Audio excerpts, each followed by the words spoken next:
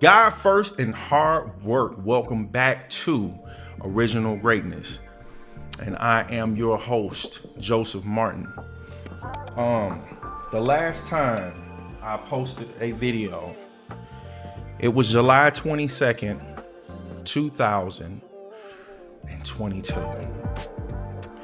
And what I wanted to do was make sure that I stepped back and I really looked at what I needed to do to make this channel everything I knew it could be. Shortly before the last video I had put up, it was July 14, 2022, and the name of that video was called Do This and Earn More Money. So do this and earn more money. And in that short, it was actually a YouTube short. So in that YouTube short, I was talking about how reading has an effect on your income. I was doing some research about the benefits of reading and found out that the more successful someone was, the more reading they actually did to stay there and constantly improve. So I was like, you know what? I want to put this to the test. I believe it and I want to put it to the test. So I started buying books like crazy. That was how it started. So I'm just thirsty to find all these different types of books. I found out some books from watching YouTube videos, and I ran across this gentleman named Jim Rohn, and I actually accepted him or used him as my virtual mentor. It's called How to Have Your Best Life Ever. It's roughly 4.5 hours. So that was the video that I was watching over and over again. In that video, he mentions some books. So I bought those books, and the book that he mentioned that had the biggest impact on my life was called The Richest Man in Babylon. I was working at a plant. First, I prayed to God. I believe in the fact that we are put here to be fruitful, multiply, live in abundance, prosperity. So if I believe that God is real and I believe in these promises, I'm trying to figure out why my life is not reflecting these promises. So I prayed about it, and it was a genuine prayer. And the prayer was simply this: God, I've been working since I was 17, so I really don't think that money is the issue. I believe the issue is that I don't know what to do with money once I get it. So I don't want more money. Just teach me what to do with what I have. Just teach me what to do with what I have. He answered my prayer. Things started coming to me and revealing themselves that gave me information and knowledge that I started implementing. I wanted to get more into reading the word. So what I focused on learning first was reading Proverbs. I started reading Proverbs because it's a book in the Bible that has 31 chapters. And you know, the longest month has 31 days. So you basically can read a proverb a day. I was reading those, so it was giving me wisdom. That's the book of wisdom in the Bible. So I was becoming more wise. I was getting introduced to new ideas and listening to new information. And I purchased that book, The Richest Man in Babylon. But I read that book, I listened to it, and it made a lot of sense. It's in story format too. It's not a how-to book that say do this, do this, do that. It has characters, so it's really entertaining. So I read that book and I implemented it. And I was working crazy overtime. I was making like $40,000 a year. But it was requiring a lot of my time. Like, I'm working a lot of overtime, being able to get that amount of money at that time. And what happened was I looked up, and 2 years later, from implementing what I learned from that book, I made $80,000 in those 2 years, because I was roughly making $40,000 a year.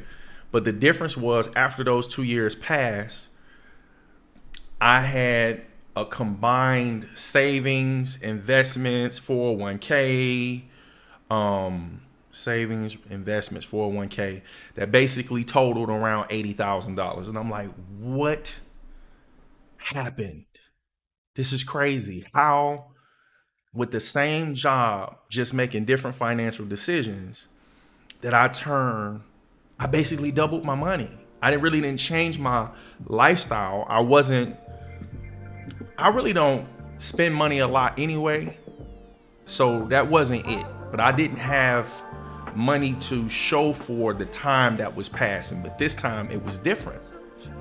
And that woke me up. That woke me up to a lot of things. And one of the things was, what if I had known this information when I first started working at 17? Because by the time I'm doing this, I'm 35 years old. I'm behind. I could have been so much further if I knew this at that time. That was the benefit of what I got from reading at that time. So where I'm at now, I set a goal to read 50 books a year. First year, I hit that goal. The second year, I wasn't as consistent as I should have been, like I was the first year. That was one of the issues. And when I got around to like the 75th, 80th book, I was looking at my income, because by this time I had quit my job. So I'm totally dependent on whatever I do to produce an income. And I felt like I was stuck. And I'm like, if billionaires read 50 books a year, I don't feel like I'm close. I ain't nowhere close. So I still believed in it. So what I did, I analyzed what I might have been doing wrong, even though I was reading, and I figured it out. It's not how many books you read, it's what books you read. So the problem was, I wasn't reading enough books that focused on wealth, investments, money management, accounting, developing a skill set to sell your services or sell a product, understanding how businesses work. I wasn't reading books like that. So I'm like, cool. I made an adjustment and I started reading books to help me get better. And that's one of the things I want to share with you guys with this channel. There's a story that shows up a lot in books, or I've seen it frequently in stories, about how, roughly paraphrasing, this teacher split the class in half. He had two control groups. So in one group, he had the students take as many photos as they possibly could in a time frame. And then in the other group, their objective was to take a perfect picture. And what ended up happening was, the group that was supposed to take a perfect picture spent more time theorizing and coming up with ideas versus taking pictures. But the group that took pictures, they naturally got better at taking photos because they were actually taking photos. So they produced better pictures than the group who just had this one perfect picture, and their grade was supposed to be based off that. I'm sharing that with you to say that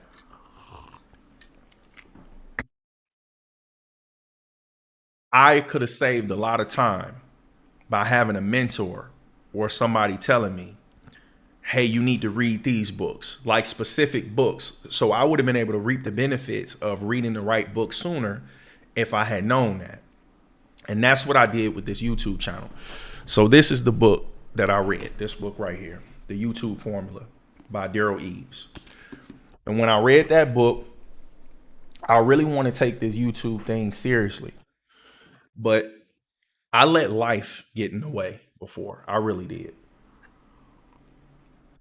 But I can't afford to do that no more. And I have a better understanding about how business works and YouTube and what I really need to do. So that's what I've been working on since the end of December, actually. So I really been trying to relaunch my YouTube channel in January, but ordering equipment and getting equipment and then learning about different things that I needed, it was like, once I figured one thing out, I had to develop a new skill set for that. And then that led to something else. So one thing was, I knew I needed to upgrade my cameras.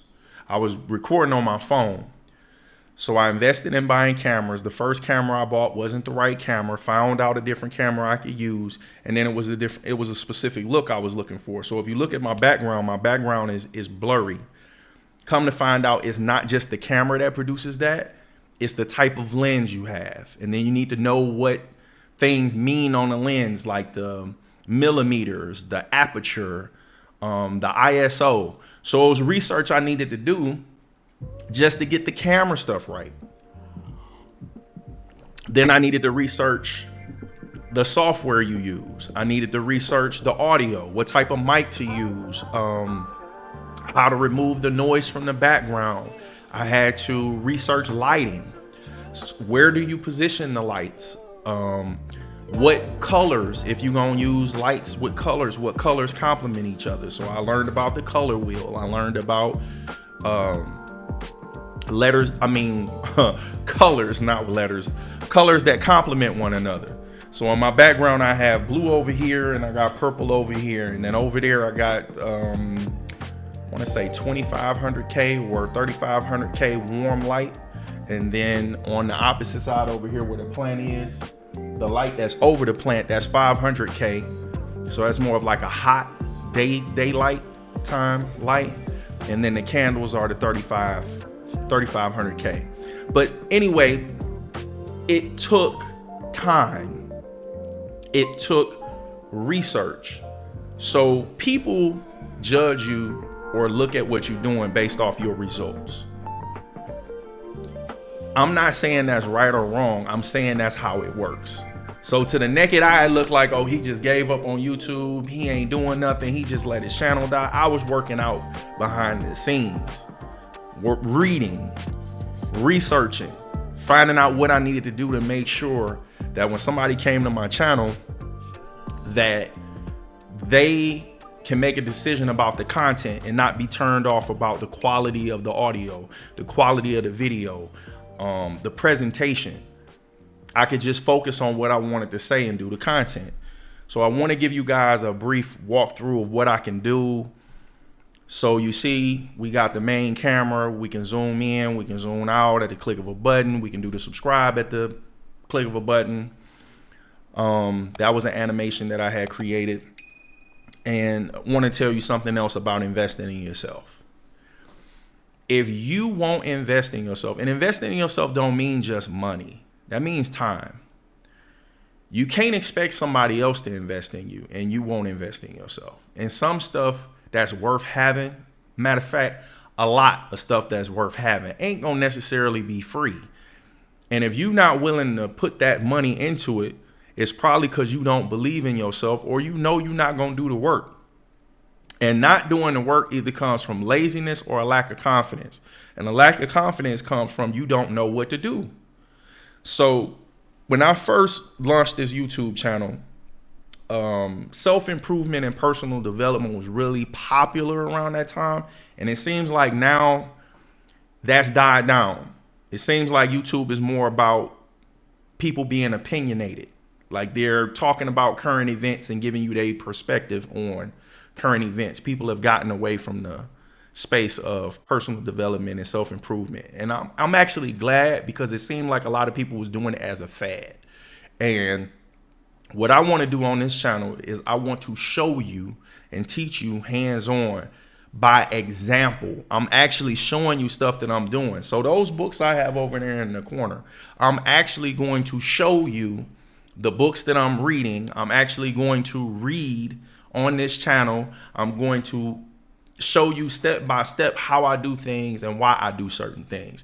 And I believe that critical thinking and self-education is very important for us as individuals, but we don't know how to do it because that's not something that's really taught. So I'm gonna share with you guys how I do it. So I believe that's pretty much it. I did say I wanted to show you some things. So I have another shot. You got the overhead shot of the desk. These are my notes. Let me move these out the way. You can also zoom in on the desk. We can still do the subscribe button from here on this desk. I love drinking tea. Let me share that with you. This is my favorite tea right here. Bigelow English Tea Time black tea. That's my favorite brand, Bigelow. They got some great teas. And let me show you this real quick. Remember how I told you about the books? If you look at some other content creators' channels and backgrounds, it seemed like books in the background became a thing just to decorate the background. Having books don't mean you read them. I don't know if they read them or not, but I want to show you that this Rubik's Cube is not decoration. So I'm going to talk to you while I solve it.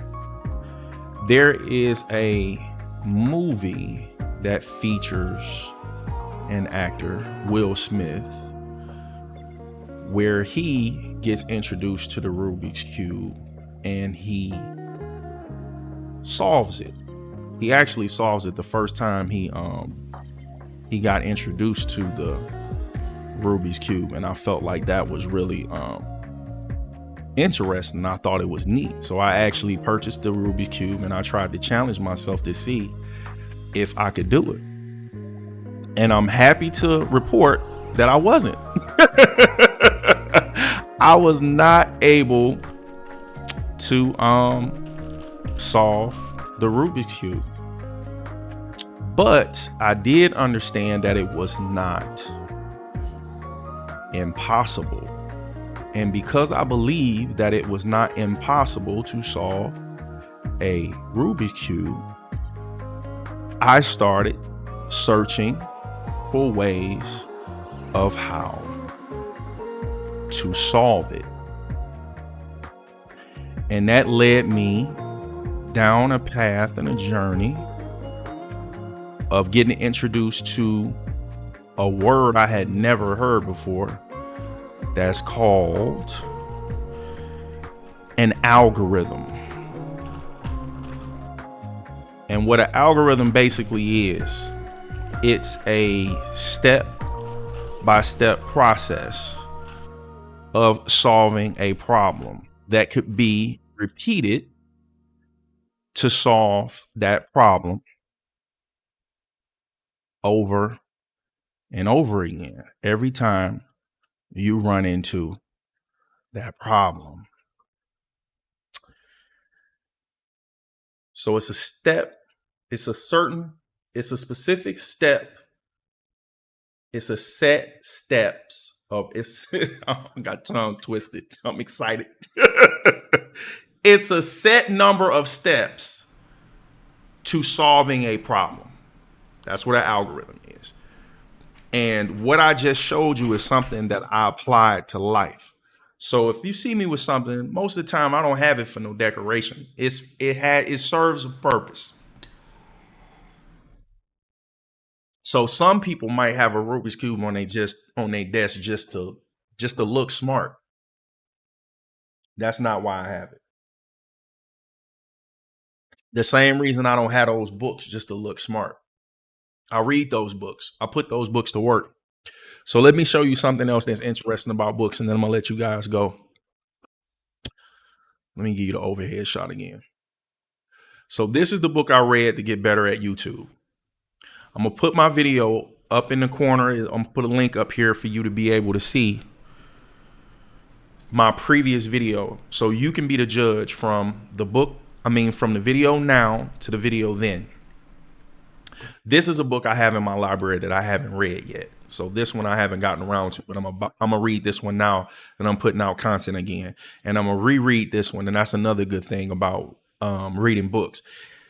Books aren't really meant to be read one time. You grow as an individual when you read, when you get introduced to information.